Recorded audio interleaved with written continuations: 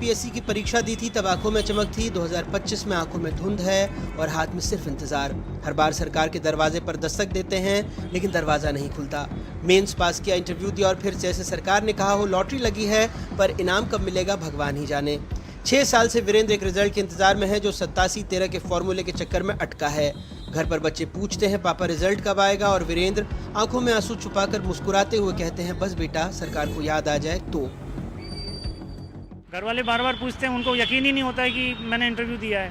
उनको लगता है कि तुम बस ऐसे ही कुछ कह रहे हो, बहाना बना रहे हो और रिजल्ट में तो नाम आ नहीं रहा, ना तो तुम्हारा रिजल्ट आता है ना रिजल्ट में कुछ आया है तुम्हारा।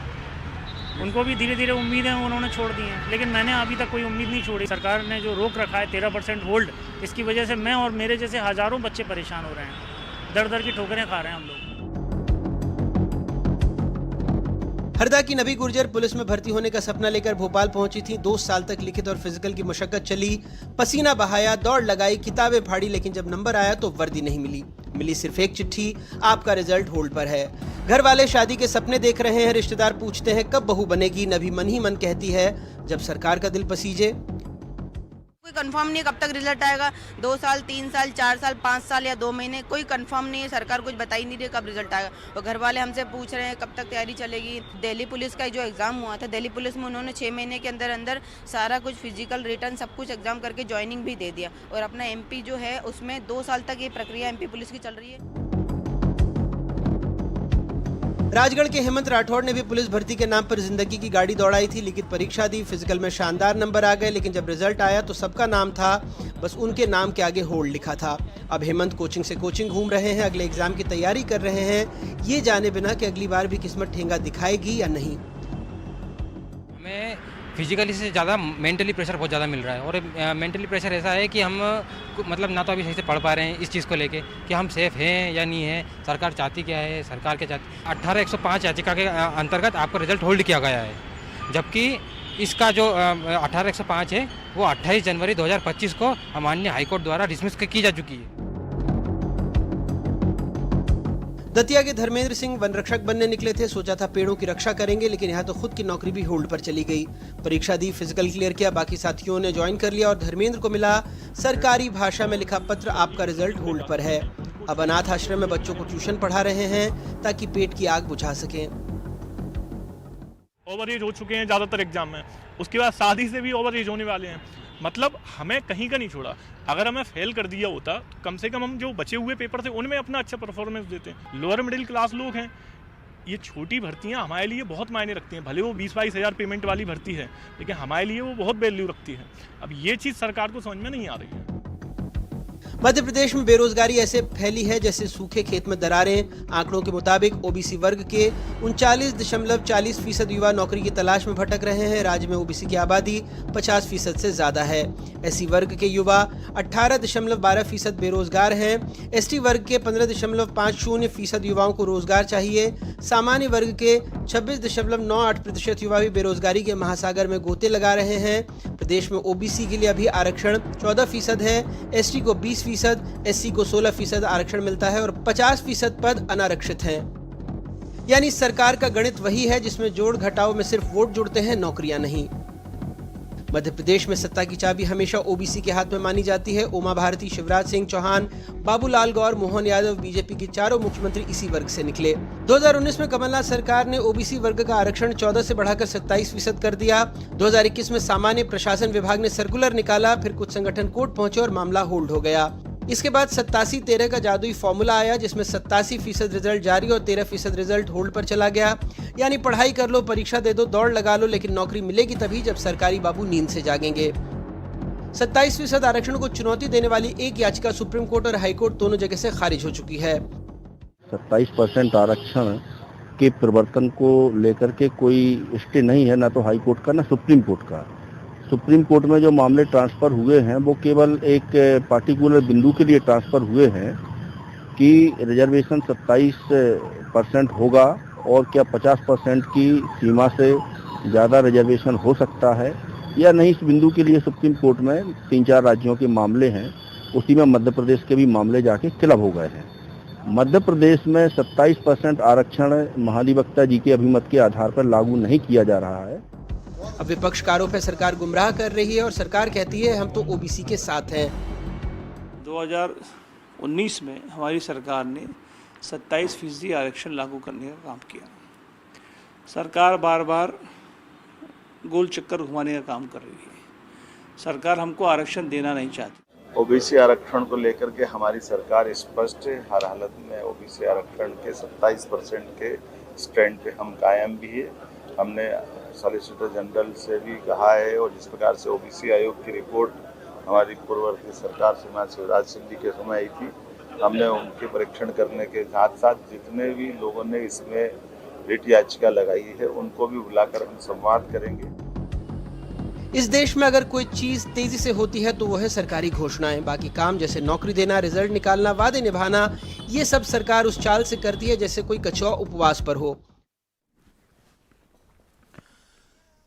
बहुत से सवाल हैं, हमने आपको एक डिटेल्ड रिपोर्ट दिखाई है। हमारे साथ इस वक्त बीजेपी की तरफ से शिवम शुक्ला जी, कांग्रेस की तरफ से अमित चौरसिया जी, अभ्यर्थी सचिन यादव जी, इसी तरह एक और अभ्यर्थी मंगल सिंह जी हमारे साथ जुड़ रहे हैं और साथ ही साथ वकील रामेश्वर सिंह ठाकुर जी भी हमें ज्वाइन कर रहे हैं। मैं आप सभी का इस डिबेट में बहुत बहुत स्वागत करता हूं। दो चीजें हैं, 87-13 का जो फॉर्मूला है, इसे अगर आप बहुत आसान शब्दों में ना समझ पाए हो तो मैं सिंपल बात आपको बता देता हूं। 1000 भर्ती थी, उसके लिए किसी भी विभाग ने, एमपीपीएससी ने एग्जाम कराए, उसमें से 1000 जो टॉप निकले, केवल 870 का रिजल्ट जारी किया जाएगा।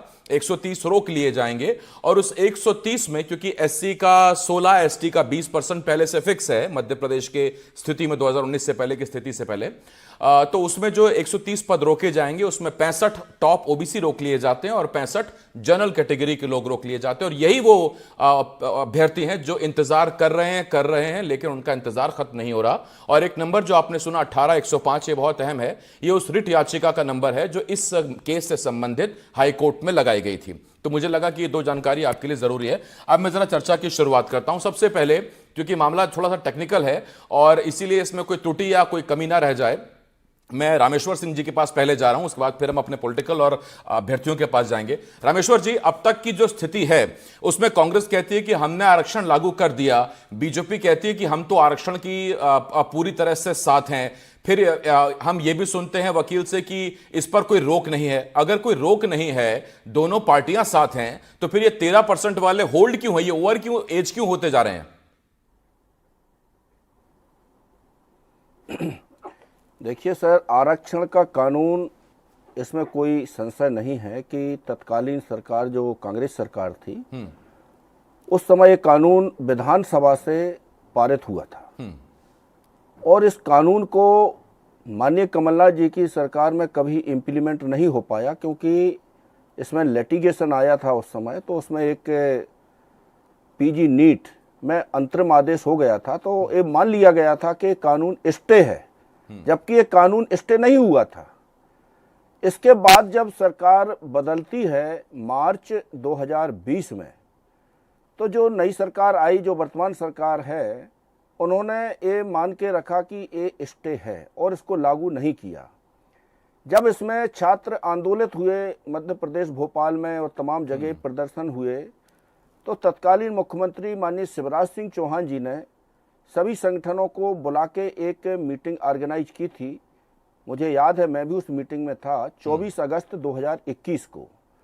उस मीटिंग में माननीय मुख्यमंत्री जी के साथ में 5 कैबिनेट मिनिस्टर भी थे, महाधिवक्ता महोदय भी थे, और उनको मेरे द्वारा समस्त तथ्यों से अवगत कराया गया और उनको स्पष्ट रूप से एक कहा कि माननीय महाधिवक्ता द्वारा जो अभिमत दिया गया है, जो तत्कालीन अभिमत देने वाले महाधिवक्ता थे, वो न्यायालयों के आदेशों के प्रतिकूल है, आरक्षण स्टे नहीं है।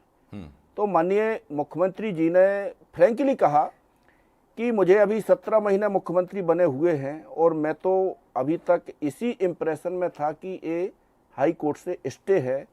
आज हमें ये ज्ञात हुआ कि वास्तव में ये कानून स्टे नहीं है, तो इसको हर संभव कैसे लागू कर सकते हैं भर्तियों में। महाधिवक्ता जी को निर्देशित किया कि आप इन लोगों के साथ बैठ के, ओबीसी एडवोकेट वेलफेयर के साथ बैठ के, और इसमें क्या हम आगे करें, किस प्रकार से कार्रवाई करें, आप इसमें काम करिए। तो माननीय महाधिवक्ता जी ने इसमें एक अभिमत बना के दिया था जीएडी को 3 विषय को छोड़ करके, बाकी समस्त भर्तियों में 27% आरक्षण लागू करने का उन्होंने स्पष्ट अभिमत दिया था और अक्टूबर 2021 से सारी भर्तियां प्रारंभ हो गई। माननीय महाधिवक्ता जो थे तत्कालीन वो हाई कोर्ट जज बन गए और तत्कालीन जो महाधिवक्ता है माननीय प्रशांत सिंह जी आए। इन्होंने देखा कि जो प्रकरण है पूर्व से चले आ रहे हैं और नए प्रकरण भी आए, उनमें भी कुछ अंतरिम आदेश पारित हुए जो विभिन्न भर्तियों से संबंधित थे और इन्होंने सारी भर्तियों को 2 पार्ट में करने के लिए सामान्य प्रशासन विभाग के साथ बैठक की और इन्होंने कहा कि विज्ञापन तो 27% के हिसाब से ही निकालिए, लेकिन जब फाइनल सिलेक्शन लिस्ट बनेगी तो 14% के हिसाब से देंगे। करिए। 87% मेन लिस्ट होगी जिसे भाग आ कहते हैं और 13% ओबीसी के और 13% सामान्य वर्ग के, अर्थात कुल 113% रिजल्ट इन्होंने बना के और 26% 13 ओबीसी और 13 जनरल क्लास के इन्होंने होल्ड पर रख दिए और जो बच्चे होल्ड पर रखे उनकी ना तो रैंक बताई गई, ना उनके नंबर बताए गए, ना उनको ये आश्वासन दिया कि आपकी नियुक्ति कब होगी।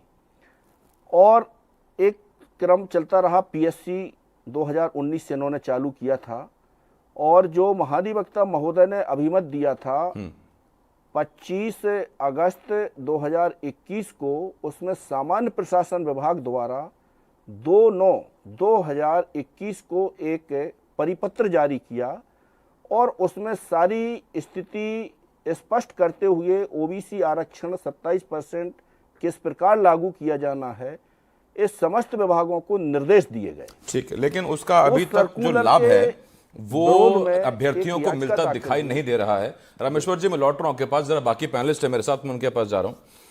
पहले जरा मैं अभ्यर्थियों के पास जाता हूं, फिर मैं इस पर पॉलिटिकल रिएक्शन लेता हूं। मेरे साथ 2 अभ्यर्थी हैं, मंगल सिंह जी हैं और साथ साथ सचिन यादव जी हैं।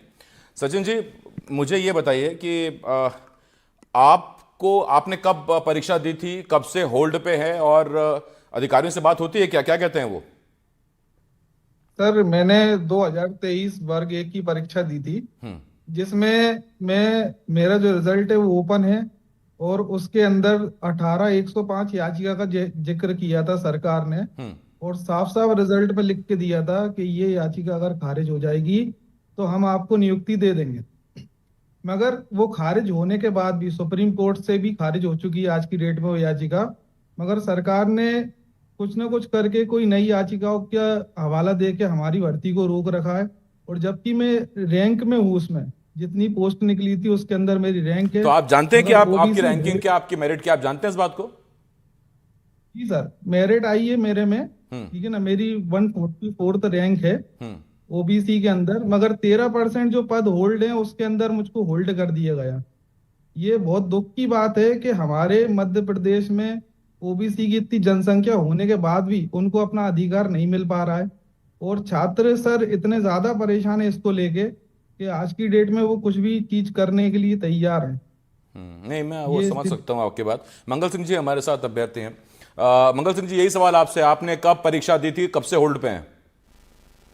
जी सर, परीक्षा मतलब 2020 का नोटिफिकेशन था और परीक्षा मार्च 2022 में हुई और क्योंकि कोरोना था तो 2 साल डिले हो गया था मतलब, और इसका रिजल्ट 8 अगस्त 2023 को आया था, मतलब है ना, मतलब सॉरी वो 2022 में। फिर जो भर्ती प्रक्रिया चालू हुई 2023 में, तो पहली काउंसलिंग में ओबीसी अभ्यर्थियों को बिल्कुल नहीं रोका गया था क्योंकि जिला स्तरीय रोस्टर था, कहीं मतलब जिले वाइज रोस्टर था, किसी जिले में तो 20% मिला, किसी में 22, किसी में 24, किसी में 18, किसी में 10, और सिंगरौली जैसे जिले में तो कुछ भी नहीं मिला था। तो पहली बात तो होल्ड करने का कोई औचित्य नहीं था, होल्ड करना ही नहीं चाहिए था, लेकिन पहली काउंसलिंग में ऐसा कुछ भी नहीं था। जैसे सेकंड काउंसलिंग हुई फिर हमें हवाला दिया गया 18/105 का, क्योंकि हमारे इसमें सर कुछ साथी भी थे, जिन्होंने आरटीआई लगा के पता भी किया। तो पहले तो जब होल्ड किया गया था, जब जो मेरिट सूची आई थी 10 अगस्त को मेरिट सूची आई थी, तो उस समय जब हमने देखा तो उसमें सिर्फ ओबीसी के, क्योंकि 6380 पदों पे जो है नियुक्ति आदेश जारी होने थे, लेकिन उसमें से कुछ जारी हुए, मतलब 882 पद जो ओबीसी अभ्यर्थियों के रोक दिए गए। और जब हम उसी समय, क्योंकि आंदोलनरत थे उस समय, हम पदवृद्धि की मांग कर रहे थे, तो हमने जाके कामनाचार मैडम जो कि उप संचालक है, हमने उनसे जाके पूछा, कमिश्नर भी थे उस समय, हमने पूछा कि ये ओबीसी के क्यों होल्ड कर दिए हैं। तो उन्होंने जीएडी का हवाला दिया कि जीएडी के कारण रोके या फिर सामान्य प्रशासन का मामला है, इसमें हम कुछ नहीं कर सकते। जब हम वहां गए तो कोई इशू नहीं बताया गया था, ऐसे हमें घुमाते फिराते रहे। फिर बाद में अभ्यर्थियों ने आरटीआई लगा के पूछा तो 18-105 का जिक्र किया गया। जैसे कि आप सर जानते हैं कि रामेश्वर सर ने इसके लिए काफी मेहनत की है, उनका जितना धन्यवाद किया जाए पूरे मध्य प्रदेश की ओर से उतना कम है। उन्होंने 18-105 जो कि गलत थी, मतलब हमारी उस पर हवाला देके जो बिना मतलब कि हमको रोका गया, 2 साल तक हम प्रयास करते रहे, हमें सिर्फ आश्वासन मिलते रहे और कुछ भी नहीं हुआ। और आज अगर हमें न्याय मिल गया है माननीय न्यायालय से, तो अब हमारा जो है नियुक्ति का रास्ता साफ हो गया है। जो पात्र अभ्यर्थी है, कम से कम आप अब तो हमको नियुक्ति दे दीजिए। जो इसके 882 जो हमारे प्राथमिक शिक्षक भर्ती के पद है, उनको तो आप जारी कर दीजिए। जैसे हमारे सर सचिन सर भी जुड़े हुए हैं, वर्ग 1 से है वो, तो वो भी उस व्यथा को जानते हैं। 2018 की भर्ती का ही ऐसे मामला है, तो कम से कम वर्ग 3 का मैं आपको बताऊं, ऐसा देखिए, या तो पूरी तरह से खारिज हो जाए कि आप हो ही नहीं पाए पास, तो फिर छात्र अभ्यर्थी अपनी अगली परीक्षा की तैयारी करे। अब मन इधर लगाए, फिर वहां जाए, फिर भर्तियां कम आती हैं, जो आती हैं उसमें होल्ड हो जाता है। शिवम शुक्ला जी, मैं आपके पास आ रहा हूं। शिवम जी, पूरी स्थिति अब आपके सामने है। मुझे ये बताइए कि शुरुआत में, मैं तो इस सरकार का पिछली सरकार दोनों पूछता हूं, जैसा रामेश्वर जी ने बताया, चौंकाने वाली बात है कि कोई ऐसा स्टे है नहीं, आप स्टे मानकर बैठे रहे। तो उस वक्त आपकी लीगल टीम, आपके तमाम जो वकील रहते हैं, वो क्या कर रहे थे? सरकार को गुमराह किया जा रहा था, उसकी वजह से अभ्यर्थी परेशान हुए? देखिए आसिफ जी, सबसे महत्वपूर्ण चीज यह है कि मध्य प्रदेश की सरकार की सदैव ही मंशा रही थी कि जितना भी आरक्षित वर्ग का न्यायोचित स्थान है वह उनको मिलने के पश्चात इस पूरी प्रक्रिया को संपन्न किया जाए। और उस उद्देश्य के साथ जब हम चूंकि उनकी हक की लड़ाई न्यायालय में लड़ रहे थे, तो हमारा पुरजोर तरीके से प्रयास था कि जो 27% ओबीसी आरक्षण देने का स्वप्न हमारी सरकार ने देखा है, उसको लागू करवाने के पश्चात जो भर्ती की प्रक्रिया है उसको आगे बढ़ाया जाए। और उसी दृष्टिकोण और सोच के साथ हमने 87% अभ्यर्थियों को एक त्वरित निराकरण, हमने देखा कि वो जो आरक्षण का पूरा विषय लंबित है, उसके कारण कहीं ना कहीं भर्ती की प्रक्रिया लंबित होने के कारण अभ्यर्थियों को नियुक्ति नहीं मिल पा रही, तो हमने 87% देने का निश्चय किया। और उसके पश्चात 13% पदों को हमने होल्ड कर दिया कि अगर कोर्ट का इसमें वर्डिक्ट आता है तो हम आरक्षण की जो व्यवस्था है उसको लागू करने के पश्चात इस भर्ती को करने का काम करेंगे। अब चूंकि कोर्ट का इसमें बहुत स्पष्टता के साथ आरक्षण पर तो एक रोक थी ही, भर्ती पर भले न रही हो, लेकिन आरक्षण जो एक अरुणा साहनी केस के बाद, जो इंदिरा साहनी केस के बाद यह जो पूरी परिस्थिति उत्पन्न हुई थी, 50% का जो कैप का विषय था, उसको लेकर के मध्य प्रदेश के उच्च न्यायालय में लगातार याचिका चल रही थी। माननीय मुख्यमंत्री जी ने भी हाल के दिनों में भी बहुत स्पष्टता पूर्वक कहा है कि मध्य प्रदेश की सरकार की पूरी मंशा है कि जो भी न्यायिक लड़ाई लड़नी पड़े, हम मध्य प्रदेश के आरक्षित वर्ग के जो हमारे अभ्यर्थी हैं, इस बात को 5 साल हो गए वैसे, और कितनी लड़ाई? देखिए आसिफ जी, मध्य प्रदेश की सरकार की तो मंशा बहुत पॉजिटिव सकारात्मक रही है, लेकिन इसके बावजूद भी न्यायालय की प्रक्रिया हम सब जानते हैं, वहां पे कानून के विभिन्न पहलुओं पर विवेचना होती है और उसके पश्चात कोई निर्णय हो पाता है। अब हमने पूरे प्रकरणों को माननीय उच्चतम न्यायालय में ले जाने का काम किया और वहां पर जो हमारे सॉलिसिटर जनरल हैं उनको निर्देशित किया गया है कि एक मजबूती के साथ इस पूरे प्रकरण में शासन का पक्ष रखा जाए और यह जो ओबीसी वर्ग के अभ्यर्थियों के लिए मध्य प्रदेश की सरकार की संवेदनशीलता है। देखिए, मुझे नहीं पता कि आपका ये जवाब जो है ये मध्य प्रदेश हजारों लाखों जितने अभ्यर्थी हैं जो वेटिंग में चल रहे हैं उनको ये संतुष्टि देगा कि नहीं देगा। अमित चौरसिया जी हमारे साथ हैं कांग्रेस की तरफ से। अमित जी, मैं बार बार इस विषय पर एक ही सवाल पूछता हूं और फिर मैं वही सवाल आपसे पूछ रहा हूं कि क्या इंदिरा साहनी वाला केस आप नहीं जानते? क्या देश के दूसरे राज्यों में आरक्षण की स्थिति का क्या हुआ, कहां जाके केस फंसा, आप नहीं जानते? 27% देते वक्त क्या मन में विचार था या क्या तरीके थे कि जब कोर्ट में मसला जाएगा कि जो कि जाएगा और गया, तब आप क्या पक्ष रखेंगे? जी नमस्कार आसिफ जी, और मैं समझता हूँ इस समय 70,000 से अधिक ओबीसी पोस्ट जिनके होल्ड है वो आपका शो देख रहे हैं और पूरे मध्य प्रदेश के वो पिछड़ा वर्ग की आबादी भी देख रही है जो अपना अधिकार मांग रही है, भारतीय जनता पार्टी से भीख नहीं मांग रही है। और जहां तक बात है आरक्षण की, आपने कहा इंदिरा साहनी वाले केस में, उसके अंदर एक वर्डिक्ट ये भी था, रामेश्वर ठाकुर जी यहाँ पे उपस्थित है, आप उनसे भी पूछ सकते हैं कि राज्य की जनसंख्या के अनुपात के आधार पर आप अपना आरक्षण सीमा तय कर सकते हैं। उसमें 50% आरक्षण की लिमिट कहीं नहीं थी। और अगर हम 50% की बात करते हैं तो मध्य प्रदेश में जो इस समय आरक्षण मिल रहा है 14% ओबीसी को, एसटी को 20% और एससी को 16% और उसके बाद 10% ईडब्ल्यूएस का भी जोड़ लेंगे तो 60% आरक्षण होता है। ये बात पूरी तरीके से तथ्यहीन है जो शिवम शुक्ला जी रख रहे हैं। ये सिर्फ एक ही मंशा है कि आरएसएस की जो विचारधारा है, जो आरक्षण विरोधी, और तमाम मेरे पास में उदाहरण है, मैं उसमें जाना नहीं चाहता हूँ, मोहन भागवत जी से लेके तमाम वो उदाहरण है जो समय समय पे आरक्षण के खिलाफ उसकी आलोचना करते आए हैं, अराजनीतिक संगठनों का गठन करते हुए आए हैं ताकि इस देश के अंदर से आरक्षण को समाप्त किया जा सके। ये भारतीय जनता पार्टी जो आरएसएस की विचारधारा से पोषित है, नहीं देखिए, उसमें अगर इसमें पढ़ेंगे अमित जी तो फिर तो डिबेट हो जाएगी। देखिए, एसटी का 20 नहीं रोका, एससी का 16 नहीं रोका ना सर, दिक्कत है सिर्फ ओबीसी के आरक्षण को लेके। नहीं तो मैं आपसे कह रहा हूँ, रामजी महाजन आयोग का गठन कब हुआ? ठाकुर अर्जुन सिंह जी के कार्यकाल में हुआ। दिग्विजय सिंह जी ने 14% आरक्षण दिया, कमलनाथ जी ने 27% दिया। रामजी महाजन आयोग की रिपोर्ट कहती है मध्य प्रदेश की पिछड़ा वर्ग की आबादी को देखते हुए 35% आरक्षण दिया जाए।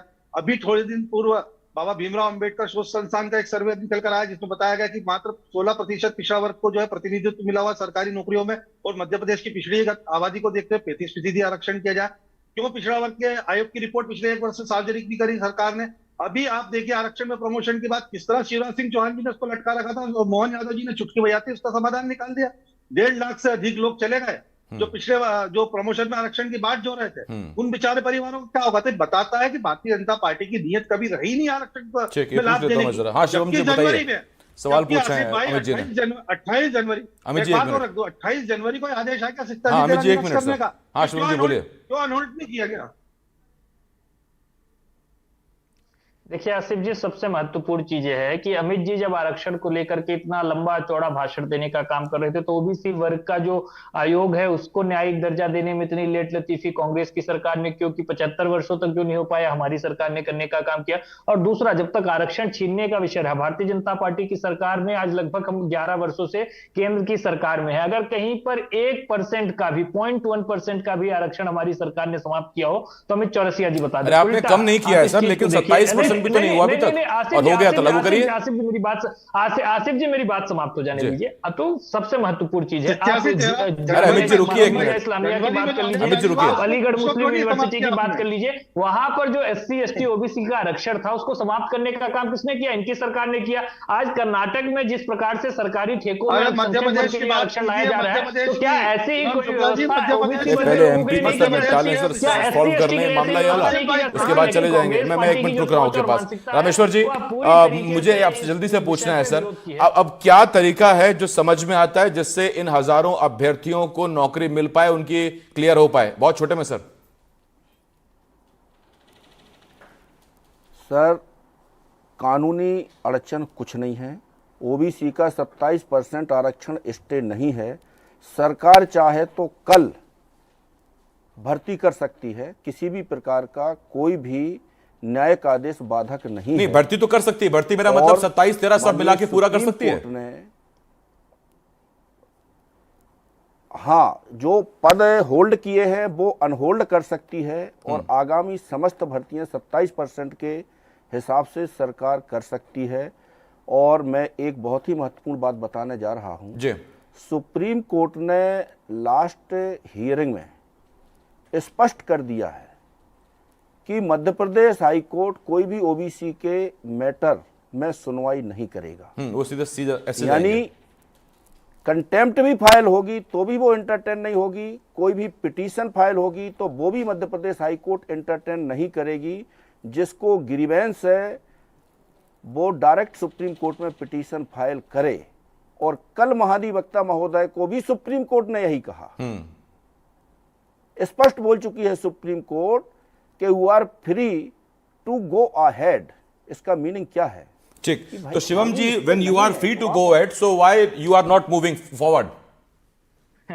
Asif ji, our government is entirely committed to ensure whatever is the right of OBC community, और हम इसको पूरी तरीके से इंश्योर करेंगे। मध्य प्रदेश की सरकार की जो प्रतिबद्धता है, कटिबद्धता है, वह मध्य प्रदेश के आम जनमानस और नागरिकों के साथ है। हमारी कर्नाटक की सरकार ने एक ओबीसी का आरक्षण छीन करके अपने वोट बैंक को तुच्छ करने के लिए जो पूरा एक राजनीतिक विचार है, वह जो लोग भी इस पूरी आरक्षण की व्यवस्था से लाभान्वित होने के लिए पात्र हैं उन तक उसको पहुंचाने का, सुनिश्चित करने का काम हमारी सरकार करेगी। और हम देखेंगे कि जिस गतिशीलता के साथ माननीय मुख्यमंत्री जी ने अपने सॉलिसिटर जनरल को निर्देशित किया है, इस प्रकरण का जल्द से जल्द निराकरण हासिल करते हुए मध्य प्रदेश के प्रत्येक ओबीसी वर्ग के अभ्यर्थी को 27% आरक्षण सुनिश्चित करने का सचिन जी, आपको भरोसा जागा है? रामेश्वर जी की बात सुन के कुछ उम्मीद लगी है?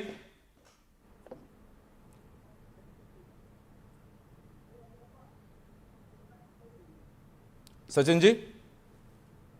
हाँ सर, मैं तो जी आप दोनों पार्टियों के नेता बैठे हुए हैं, और मैं सारे अभ्यर्थी, सारे ओबीसी युवाओं की तरफ से इन लोगों से प्रार्थना करना चाहता हूं, पिछले 6 सालों से जो युवा परेशान हो उसकी आप व्यथा समझिए। यहाँ पे आप जो एक दूसरे पे आरोप लगा रहे हैं उसके लिए उनको कोई भी मतलब नहीं है, उनको अपनी नौकरी से मतलब है।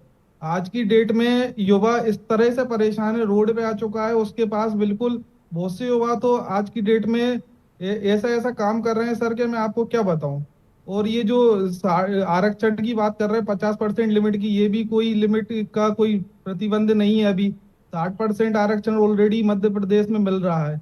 ठीक है ना। और ये जो 87 नहीं, 13 का देखिए जो इस फॉर्मूला डिबेट में है एक सर, चीज तो इसकी निकल के आई, वजह से जैसा कि रामेश्वर सर चूंकि इस मामले में सब्जेक्ट एक्सपर्ट हैं, वो कह रहे हैं कि ऐसी कोई अब इसमें कोई रोक टोक है नहीं। अगर सरकार चाहे तो कल से भर्ती कर सकती है, होल्ड पदों को अनहोल्ड कर सकती है, रामेश्वर सर ने जो कहा। और चूंकि वो सब्जेक्ट एक्सपर्ट हैं, मेरा सीधा सवाल यही है कि अगर ऐसा है तो फिर क्यों नहीं होल्ड पदों को अनहोल्ड किया जा रहा, या फिर क्यों लटकाया जा रहा है उन होल्ड पदों को, उन होल्ड अभ्यर्थियों को जो परीक्षा दे चुके हैं, उम्मीद लगाए बैठे हैं, क्यों नहीं? उसका हालांकि जवाब कोई साफ शिवम जी की तरफ से भी नहीं आया है। हाँ, कुछ वक्त अब में अगर सरकार की तरफ से कोई बहुत बड़ा कदम देखने को मिले और वो होल्ड पद जो है वो अनहोल्ड हो जाएं तो बड़ी मेहरबानी हो जाएगी, ये डिबेट सार्थक हो जाएगी। मेरे पास वक्त खत्म हो गया। अमित जी बहुत धन्यवाद करता हूं मैं आपका, शिवम जी, इसके साथ साथ शिवमंगल जी, मंगल सिंह जी और सचिन जी, और रामेश्वर सर आपका बहुत शुक्रिया हमारे साथ जुड़ने के लिए। छोटा सा ब्रेक के उस पार में तमाम बड़ी खबरें बहुत जल्द लौटने का मजा आएगा।